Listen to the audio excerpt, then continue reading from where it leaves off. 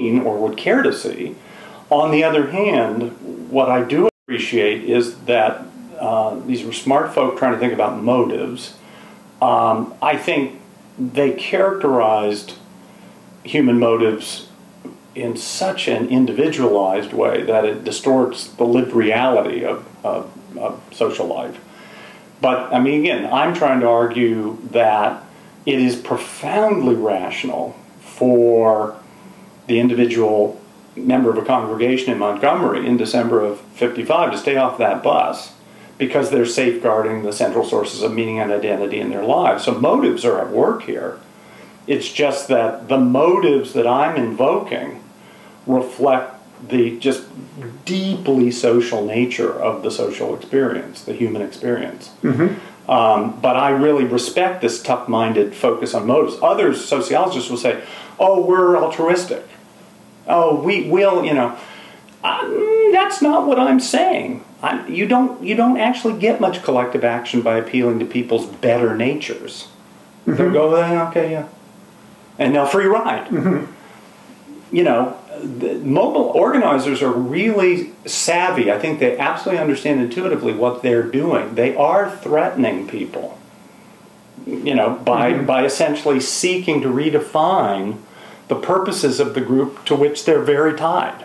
In fact, there was a great memo, I don't know if I still have a copy of it, mimeographed 2 pages or something from SNCC, in, like, I think it was maybe the Summer Project, 1964.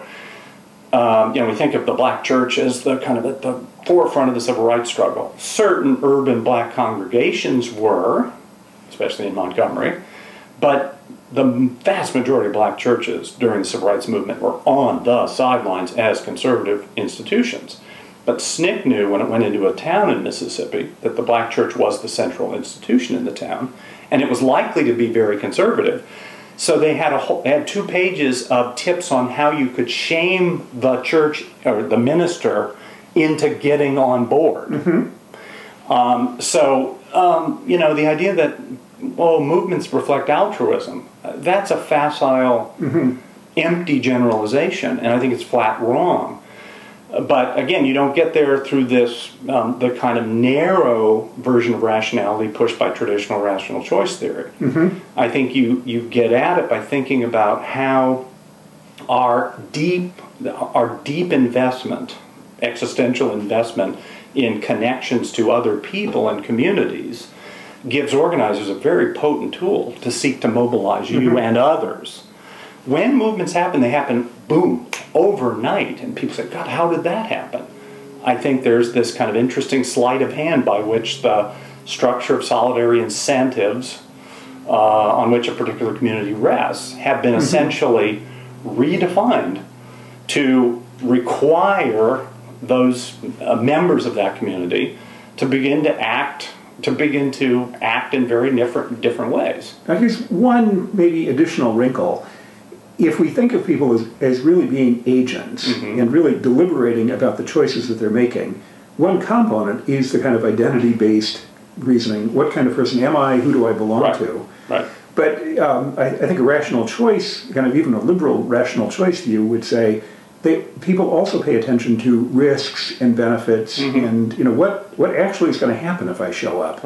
So I'm thinking of the Iranian demonstrations about a year ago.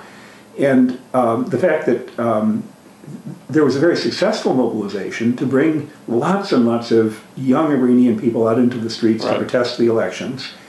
And there probably is a substantial piece of identity involved there. But as the state pushed up the likelihood of really brutal violence, participation also fell off. Which, you know, basically just confirmed something kind of obvious. And that is that people were motivated by these kind of identity and meaning features, but they were also rationally, prudently concerned about the cost, the likelihood of being killed.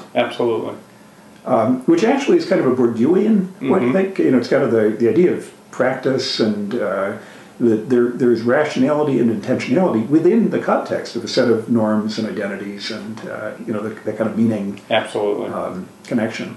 I want to move on to another point which I, again, find very, very appealing in your writings, and it also comes across very strongly in dynamics of contention, which is the question, what is the right level for analyzing social phenomena? Is it the macro level?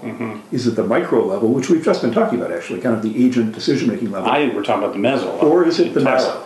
Oh, I think what we were just talking about for me is entirely at the meso level. Well, not entirely. There are still individuals sitting in those pews and going, oh, you know, and having to weigh options and so forth. I am drawn almost invariably to the meso level. I don't even really know what the macro is, if you want to know the truth. To me, oftentimes the macro is in fact the meso, but we're talking about extremely powerful actors. So, you know, government policy, the state, that must be the macro. Well, state policies are formulated by relatively small groups. To me, these are kind of embedded social processes that operate at something I would call the meso level. I really don't know what the macro level is, to be honest. Well, let's take the Russian Revolution as being a macro description of a large, complex, temporally and geographically extended event. That's a macro phenomenon, it's true. But the key, you know, the key pivots on which that story is told, I think, with me, I don't know, I'd have to really think about it, but are almost always going to reduce to the the meso. So, you know, to me, that's where the most interesting, that's where the potential for change is to be found. You do not get the kind of emergent collective action I'm interested in by aggregating micro decisions. That's not, to me, a credible account of how you get action. Now, again, that's not to say that, I mean, you can tell that story. You can say, you know, African-American churchgoers across Montgomery made the decision to stay off the bus, and that's why we got the boycott. That's why the boycott succeeded. And in one sense, in a strictly descriptive sense, a facile descriptive sense, that's accurate. But the dynamic, the critical dynamic that informed the choices they made, and those were choices, I admit that, were happened in the churches themselves the previous day when the mass meetings were called. And the congregants were called to do their Christian duty and stay off the buses.